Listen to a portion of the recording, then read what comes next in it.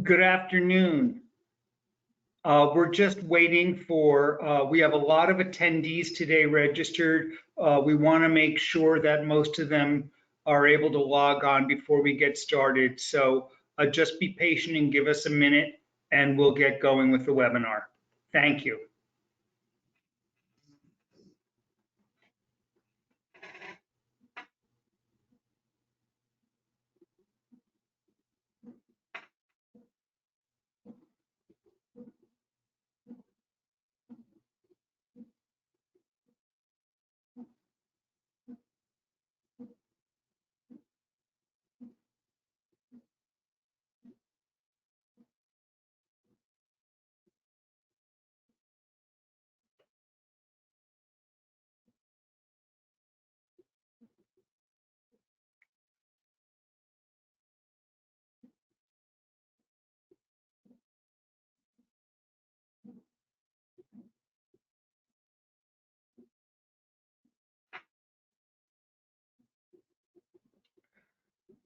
Okay, Jack, I think we can get started.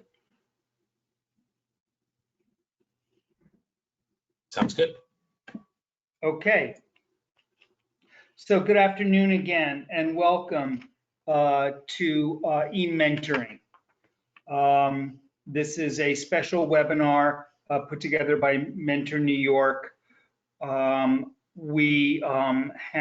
don't think that the webinar is going to take more than maybe a half hour to 40 minutes, to be honest with you, for what we have presented. However, Jack and I want to give you as much information, useful information as possible, so it may stretch out a little bit more. That being said, I'm Bruce Beckwith. I'm Director of Program Development at Mentor New York, and I'll be your facilitator for today's webinar, along with my colleague in Buffalo, Jack Kavanaugh. Jack, say hi. Hi, everyone. My name is Jack Kavanaugh. There's a fun picture of me right there, and I am the Director of Training and Program Development for Mentor New York, and I'm based out of our Western New York office in Buffalo. Okay, great. So first and foremost, everyone at Mentor New York joins me and Jack in sending our best thoughts to the hundreds of mentoring programs throughout the state and the thousands of mentors and mentees that they serve. It has been heartening to see how swiftly and thoughtfully the youth development and education communities have responded to this crisis. I think now more than ever, we need to stay in touch, to share, support, and listen to each other. Nothing makes us as strong as being able to share our common experience. Mentor New York is here. We're just an email away. And we're going to tell you more about that in a little bit, about options available to you. Whether you're in downstate or Western New York, you can find information about all of our webinars on our website, www.mentornewyork.org, as well as our national affiliate, mentoring.org. For right now, we're going to put everybody on mute so that we can get a better sound quality. We do ask that wherever you are, you try to be somewhere quiet.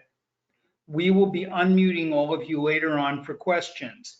In the meantime, if you have any thoughts or questions that are immediately relevant, please use the raise hand indicator in the sidebar and we will respond to that. Jack, can you show the raise hand indicator? Is there a way that you can click on it like you're raising your hand? No, I don't believe that there is, but you can also type in questions in the questions box or the chat box, and we'll be able to see those. Okay. Okay, great. Okay, so to better serve the mentoring community, Mentor New York has set up a web page on our website, COVID-19 tips and resources. You can find that link underneath resources on our homepage. Okay, and we will be adding to it probably daily. It has changed twice since we set the page up already. There'll be more information coming every day. So please look to that page on a regular basis about other webinars, whether that's on our homepage or under resources. The first thing I think we're going to do is take a poll to check where people are at right now. So is your mentoring program currently suspended? Are you advising matches to stay in touch over the phone or by text? Are you using webcam mentoring but with little or no protocol in place?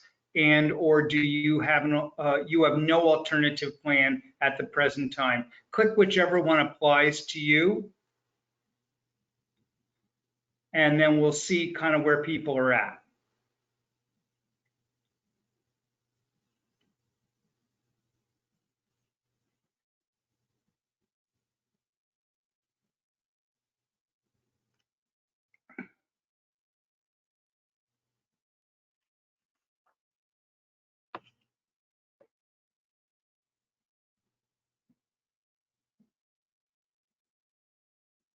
Okay, Jack, can we see the poll?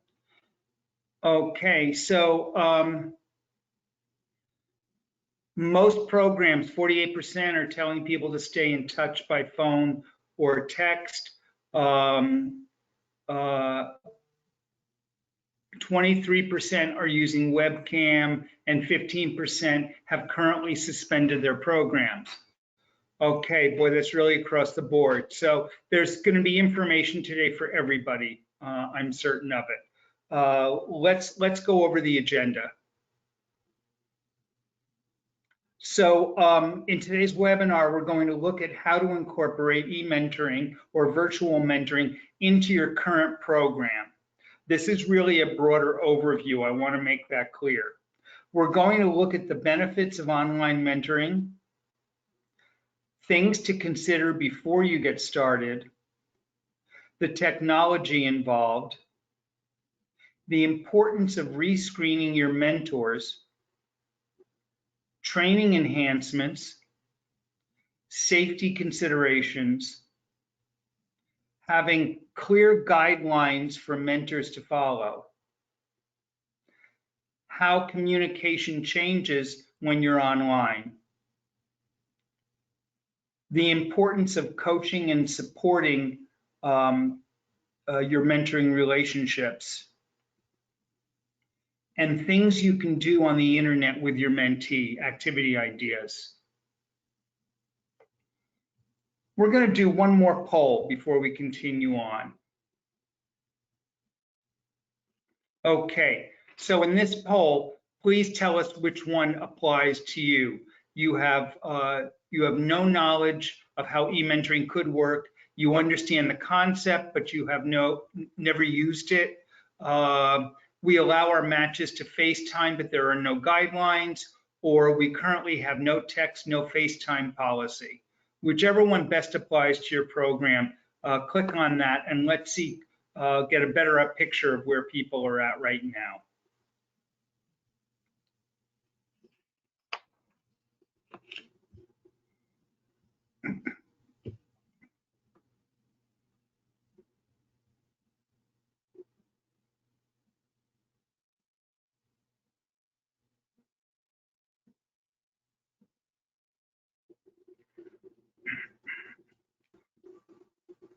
Okay, wow. So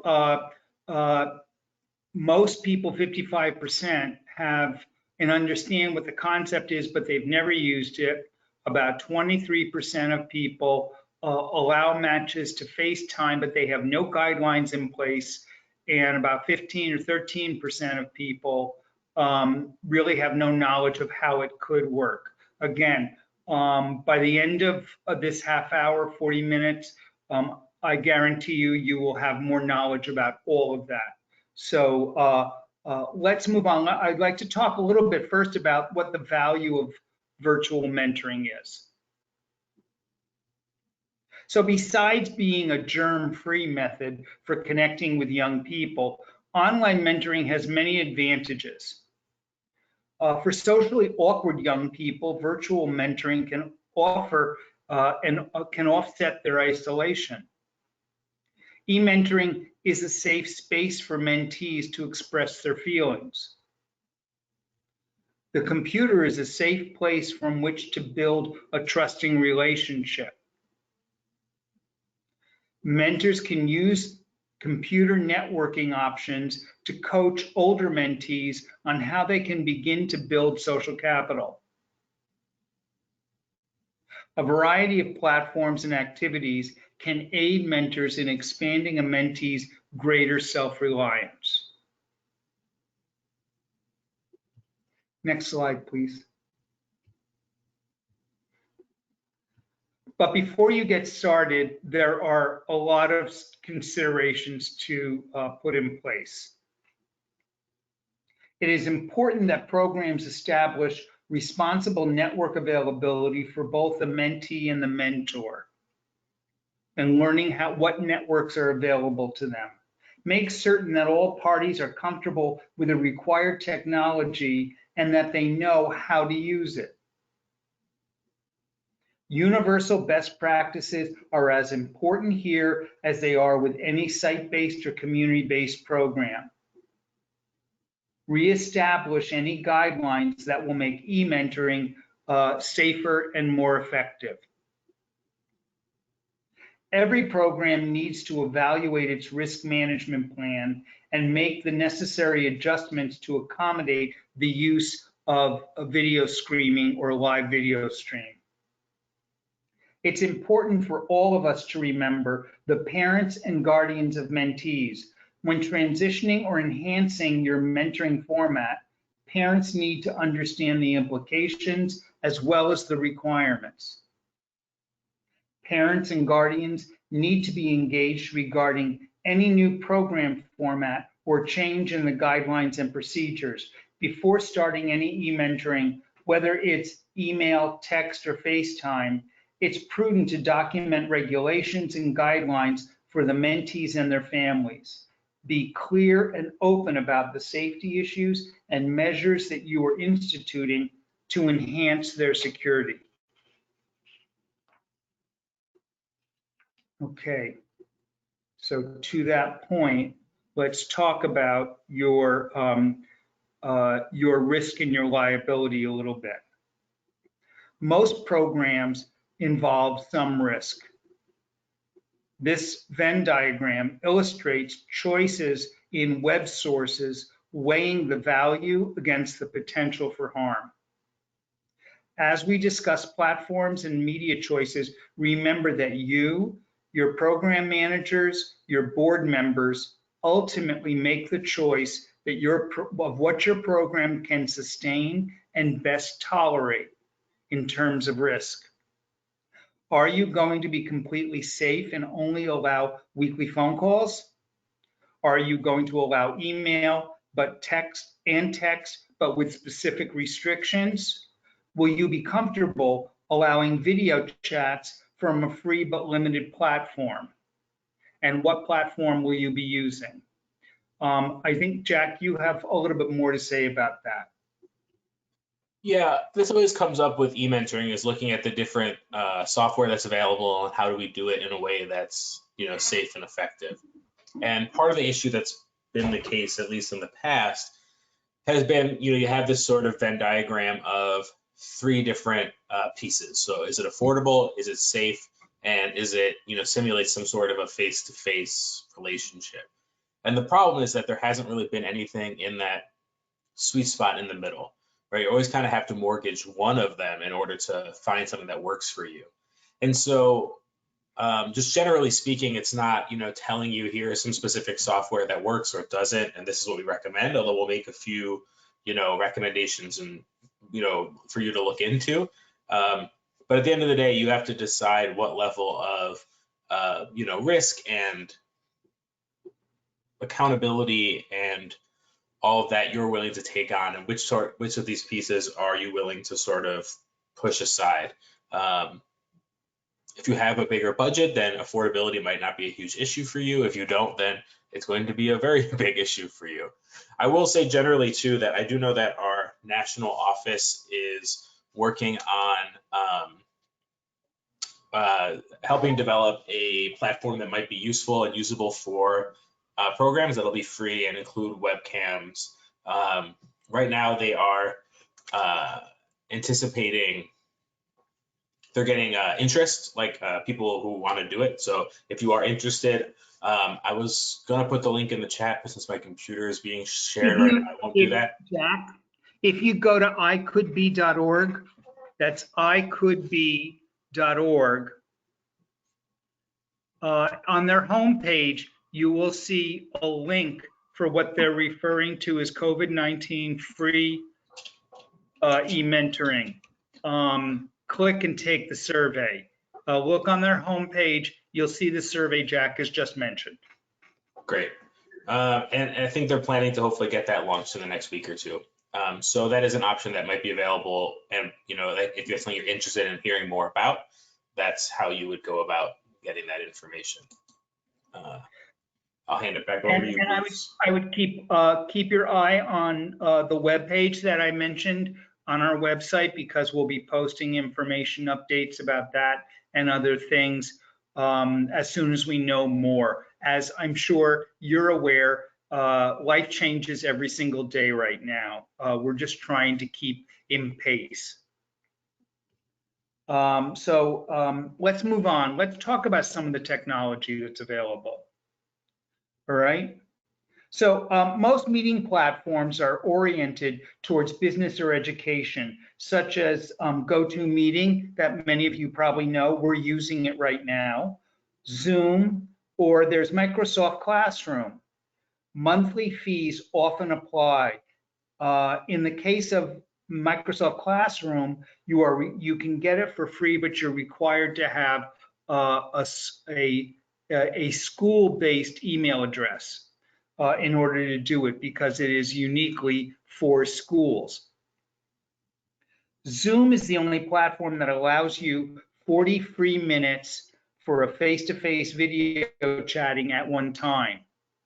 And the way that Zoom operates, just give you a quick understanding, is our recommendation would be that mentors open up accounts under that free option. And when they want to set up a chat with a mentee, when they've agreed on a time and a day, they send the mentee through email a message that has a link in the message. And that way the mentee just clicks on that link. They don't need an account. And they go into, and they can go right into Zoom, and it's a private conversation just between the mentor and the mentee. And that's available to you right now. What we want people to avoid are open source platforms such as chat rooms or even Skype. In order to use these sites, your mentee would need to open up their own account, which would leave them vulnerable to predators fishing for information about them. In order to use this technology, we do recommend that you close other programs so you can allow for consistent streaming. It could be very disconcerting to a mentee if their mentor starts to disappear or breaks up during a conversation. Programs need to make sure that the mentors and the mentees' operating systems are compatible to any platform they're going to be recommending or using. So I just explained why not Skype as an open source website, and that is our concern with any platform. You may have a work account that is in your name, but we don't want people to be using those to FaceTime with their mentees, because other people may have access to that, and it doesn't fall within the privacy considerations that we always ask our programs to consider. Okay, so let's talk a little bit about rescreening. Even though I'm sure you have screened your mentors thoroughly, it's sound practice to video chat with your mentors so that you can get a sense of how they're set up for virtual mentoring. Are they using the technology properly?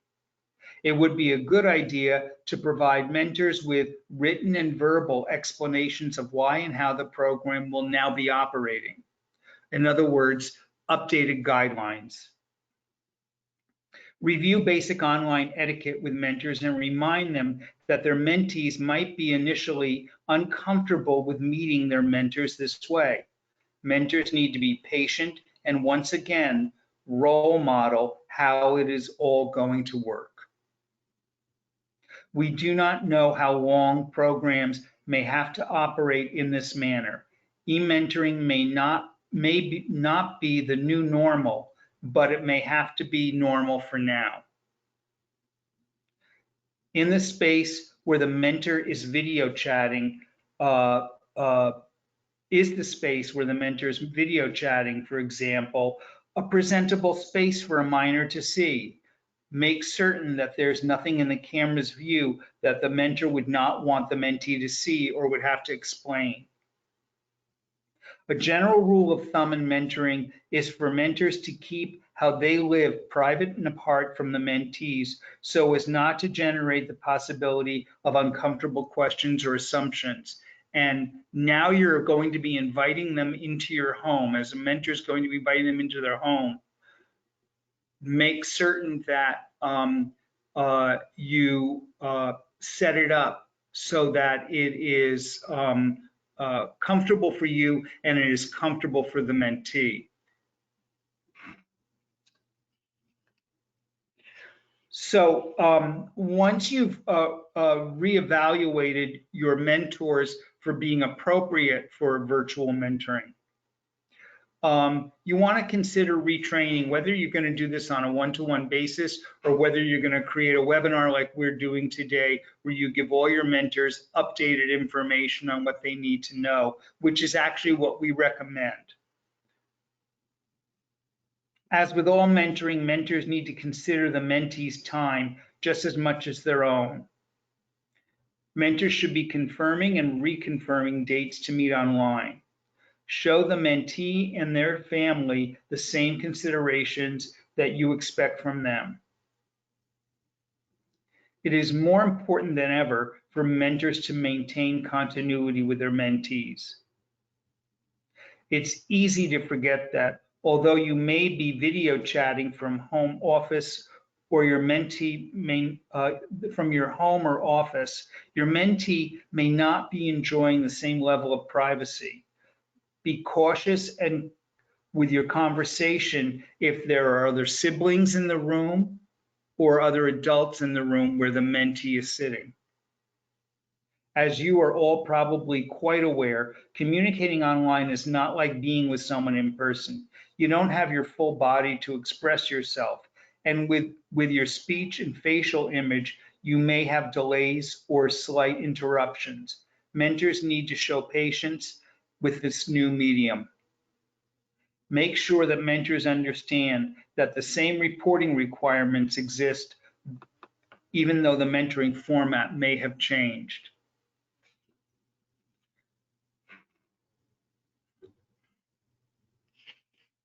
So let's talk about establishing guidelines.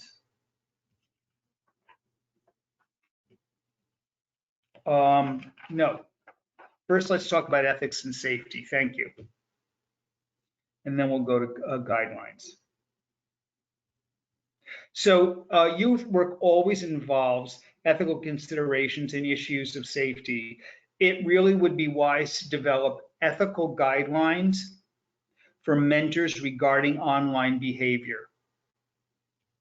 For instance, if a mentor gets a FaceTime request from their mentee, they shouldn't answer it if they're in too public a place, such as if they're at the market, or even if they're at home, but they're just getting dressed.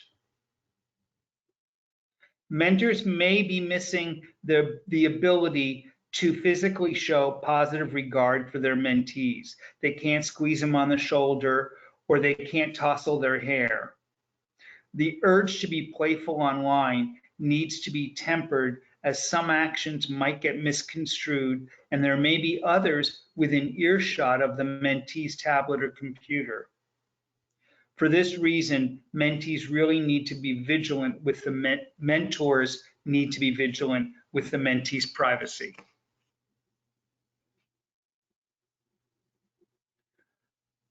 So establishing guidelines. Just as you have policy and guidelines for your site-based and community-based mentoring programs, e-mentoring requires regulations to guide everybody participating.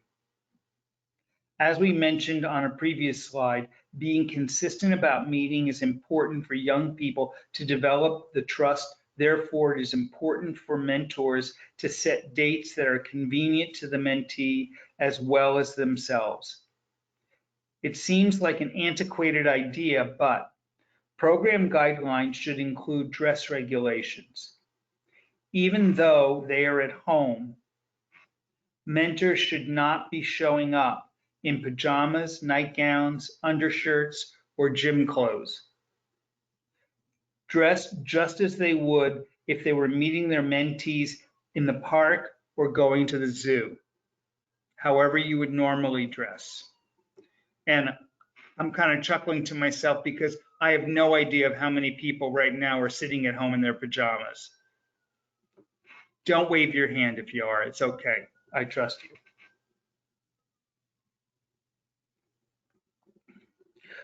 We mentioned before as well, but mentors need to be aware of what is in the camera's eye when they're meeting with their mentee. It isn't pretentious at all to straighten up ahead of time and set the stage a little bit, like I mentioned before.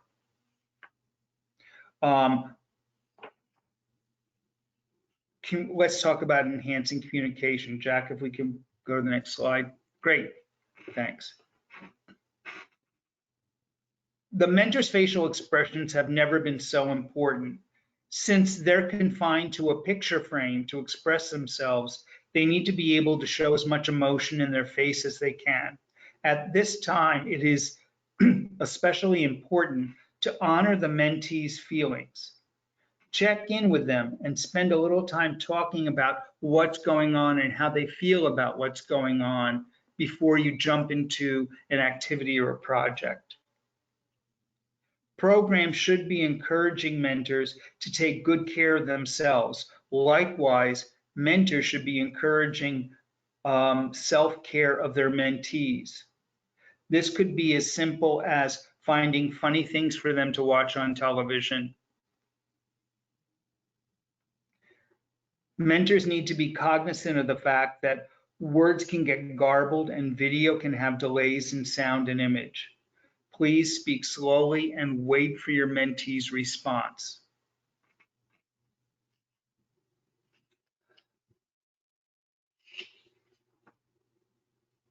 Make sure you check in with your mentors frequently.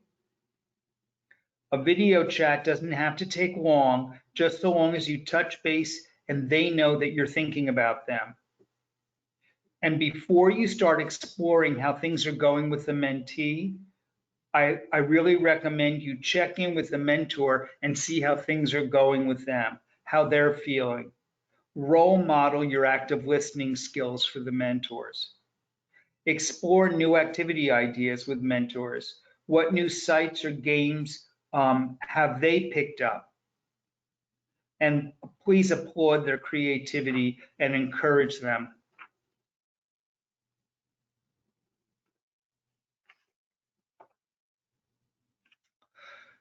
So these are some activity ideas that we have vetted ourselves.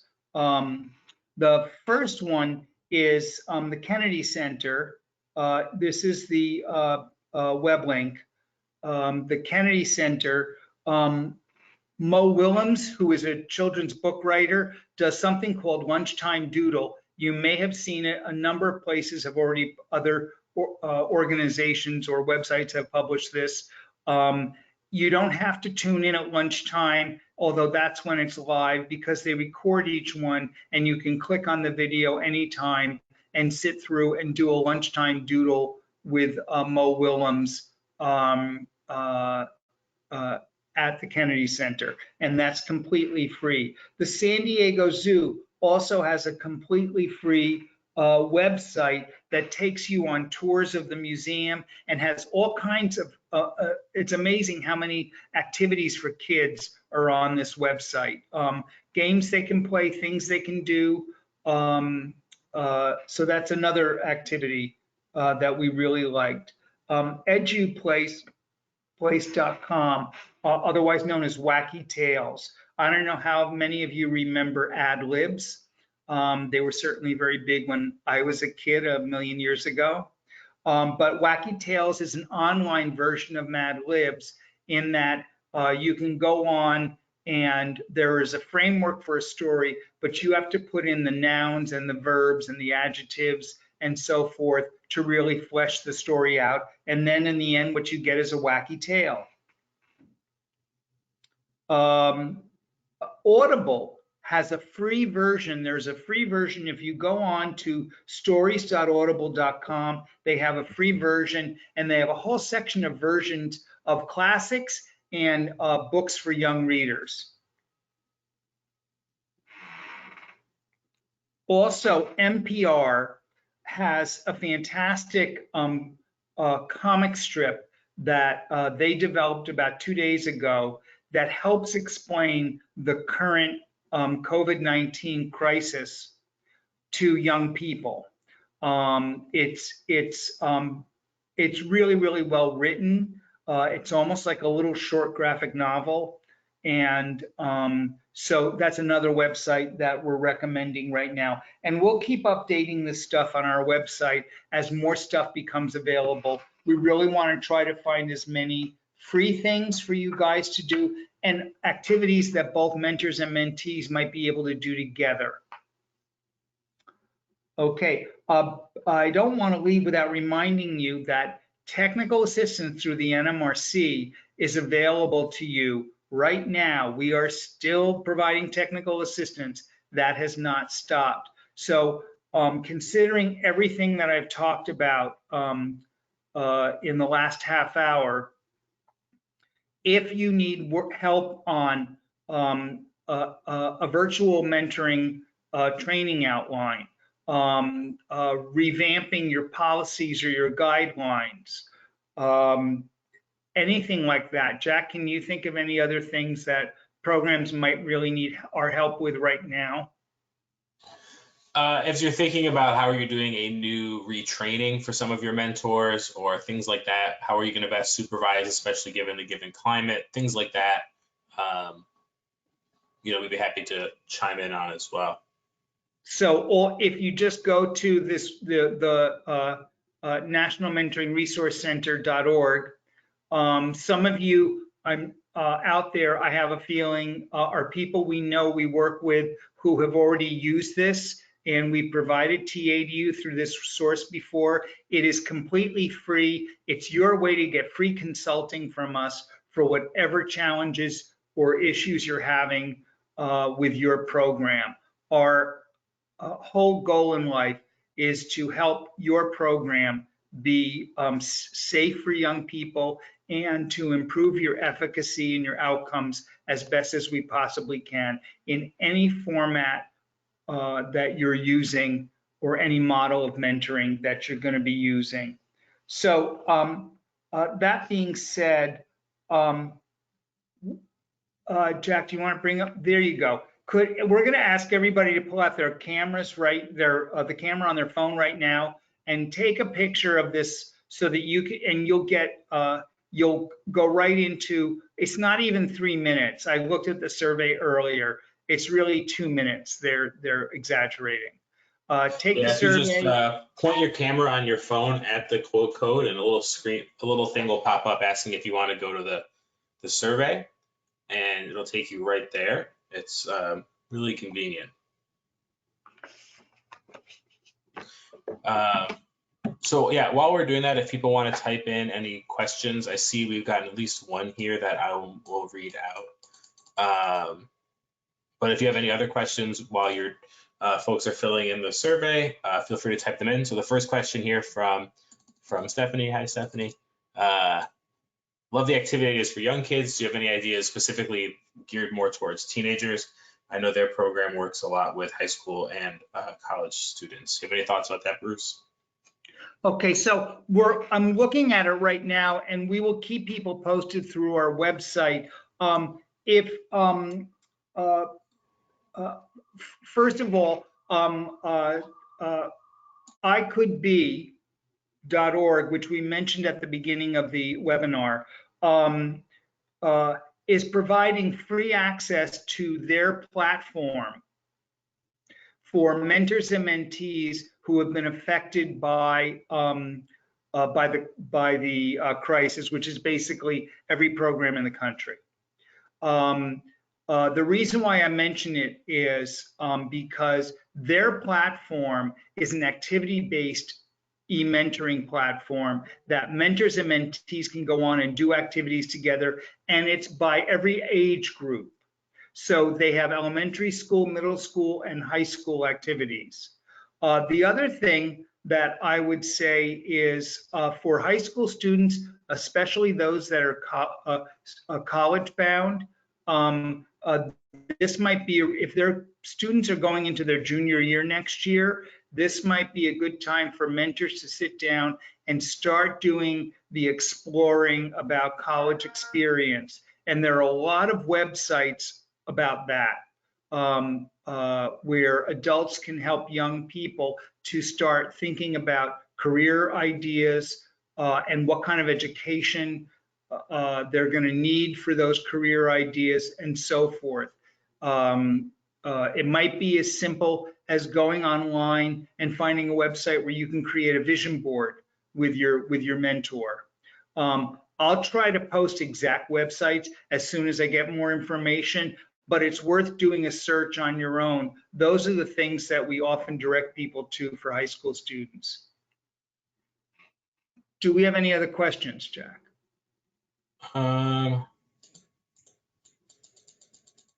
Let's see. We do. I'm just trying to see. There are a few that were, if you're having issues with, if you can't get on the survey right now, don't worry. I'm going to email it out as well afterwards. Just this makes it a little bit easier for some folks. So don't worry about that. Let's see. So here we go. As mentors video chat, it's only natural for their match to be curious to see their home. Even parents may chime in as well. Are there any suggestions on how to approach that? That's a really, really good question. And that's what we were trying to talk about earlier, about really being thoughtful about where you're sitting, or where you're standing and your surroundings. For the same reason that most of the time we don't allow mentees into mentors' homes, it isn't just from a safety or a security issue. It's also because we don't want to try to avoid the challenge of it appearing like there is a huge class difference between mentors and mentees, which there often can be based on income. We recommend that mentors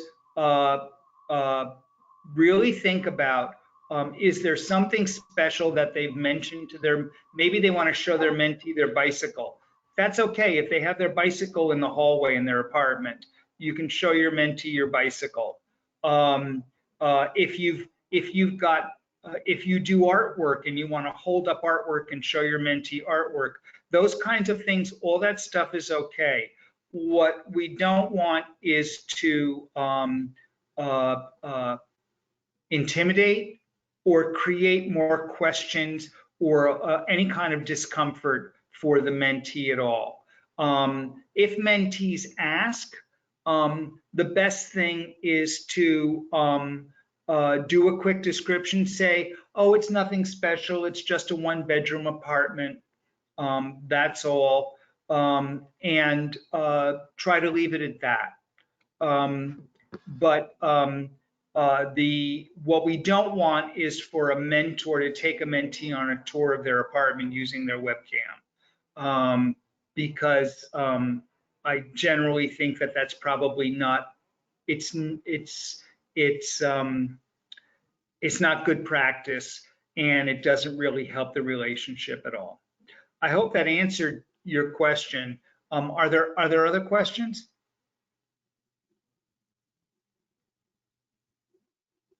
Looks like there's a few more that people are coming in. Let's see. Some are very specific. So if you have very specific questions, I might save those and we can touch base after if it's something that's really specific to your program. But here's one. Any specific tips for college students?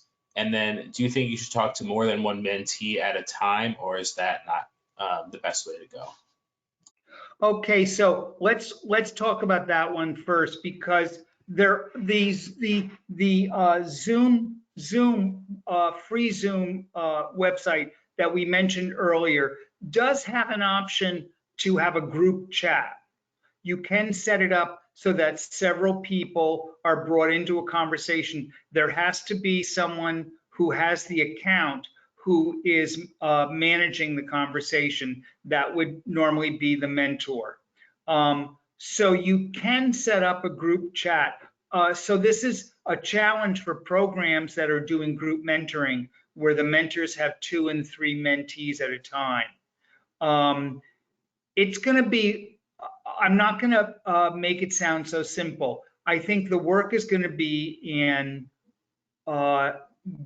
working for coordinators to work with mentors to get schedules set up so that they can make this work. It is certainly worth a shot, but we don't know where our kids are at right now.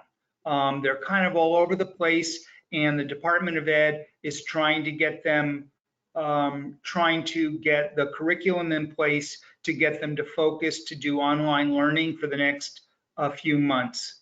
So, but Zoom is definitely an option. If you're a school-based program, Microsoft Classroom is another option.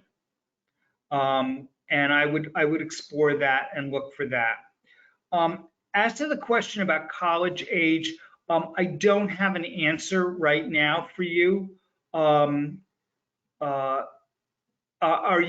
Is the question, Jack, specifically about college age activity or about just how to engage with a college student? It wasn't really that specific. It seemed like just questions about if they have to deal with, college age students, but yeah, how to engage, I guess, is. Okay, so I think just generally we're also I'll say engage college students, but also, other young people, who it's just a different type of communication and engagement. So I think that's just the question. Okay, well, I'm going to ask you, throw this to you if you have any thoughts about it. Yeah, I would say, from my perspective, one second. Someone is asking me a question and I want to just give them a specific answer. Okay. I would say from my perspective, any type of, when you shift the mode of communication, whether that's in person to electronic or, individual to group or whatever it is, you're going to have to adjust anyone's, you have to adjust our way we communicate and engage. I think we have to kind of just be comfortable with the fact that it's just, no matter what we do, it's not going to be the same as in-person mentoring. It's just not. And so, what that engagement looks like is just, we're not going to be able to mimic that same type of thing. And so it's always going to be more of a challenge. It's never going to be as easy. And so when you're thinking about how to engage it, I think making sure you're having activities, you wouldn't want to just have, just in the same way if you were doing mentoring in person, you wouldn't want to have just, mentor or mentee sitting at a table staring across from each other with nothing to talk about or do, right? You would give them guiding questions or an activity, color, puzzle, play basketball, go for a walk, any type of activity just makes that easier. And so as we're transitioning into e-mentoring, I think it's just going to be the same type of process where it's just renegotiating what that engagement looks like and making sure there's, we kind of fight the habit or the inclination to have them just like, oh, we're, FaceTiming now. And, it's just, how can we incorporate activities and things like that into it, I think is going to be the most important piece of how the transition happens with engagement across any age or, young person or, whatever. But making sure we're being cognizant of that, I think, is going to make the biggest difference. So that's what I would say. Okay, absolutely. And I think, overall, what we're talking about here, what all of us are talking about here is about keeping the matches going, keeping the relationships going. It's very easy for our young people to lose faith, a faith in systems, faith in organizations, faith in the process. And we don't want that to happen. So we want to provide, we're trying here to provide options for you to give your mentors ways of staying connected to their mentees. We really believe that it's vitally important right now for the mentees. Their life has been incredibly disrupted, and we know the mentors want to see them.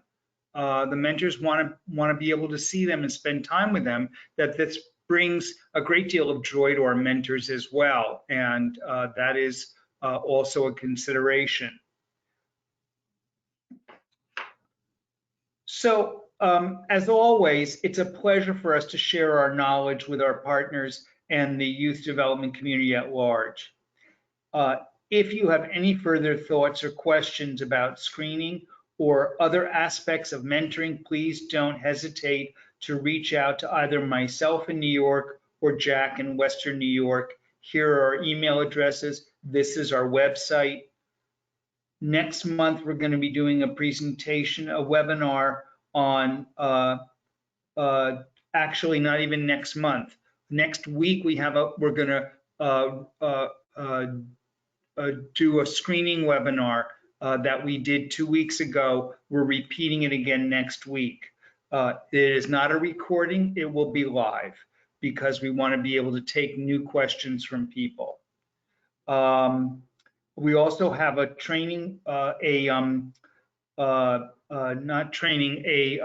webinar coming up next month on making matches, and the following month there'll be a webinar on supervision. These are all components of the elements of effective practice that we've broken up into short 1-hour webinars to make it easier for you. But what I wanted to say is that we're going to be doing 1 or 2 webinars a week starting next week. So please look at our website, mentornewyork.org. That's mentornewyork.org. Please look at our website frequently. Go to the resource page, go to the trainings page, and see what's new, what's coming up. And please register for them if there's anything there that can help you. And stay in touch with us. We're going to stay in touch with you. Have a wonderful rest of the week. And we really look forward to seeing you in person sometime soon. And I'll just add quickly before we go, we will send out the PowerPoint and a link to the recording of this, as well as the direct link to the survey if you couldn't make it work sometime in the next day or two. And if you do have any other specific questions, feel free to reach out either to Bruce or myself. But again, I look forward to hopefully having these conversations in person at some point in the not so distant future. And thank you for joining us.